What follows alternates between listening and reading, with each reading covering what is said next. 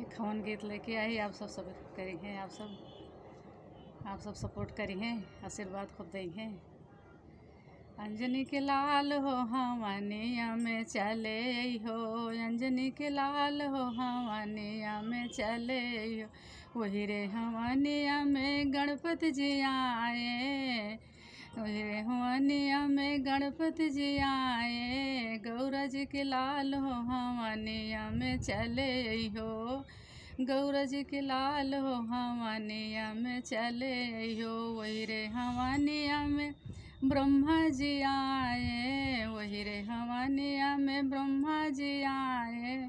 लक्ष्मी जी को साथ लेके चले हो, अंजनी के लाल हो हवनिया में चले हो।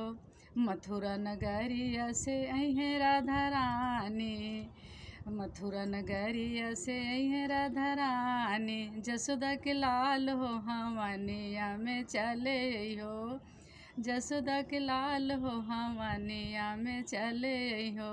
अवध नगरिया से अहे सीता मैया, अवध नगरिया से अहे सीता मैया। सुमित्रा के लाल हो हवनिया में चले हो, कौशल्या के लाल हो हवनिया में चले हो। अंजनी के लाल हो हवनिया में चले हो।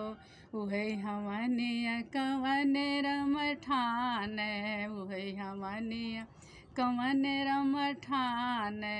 उही के करो स्वीकार हो हवनिया में चले हो, उही का करो स्वीकार हो हवनिया में चले हो। सब सखी मिली मंगल गावे, सब सखी मिली मंगल गावे।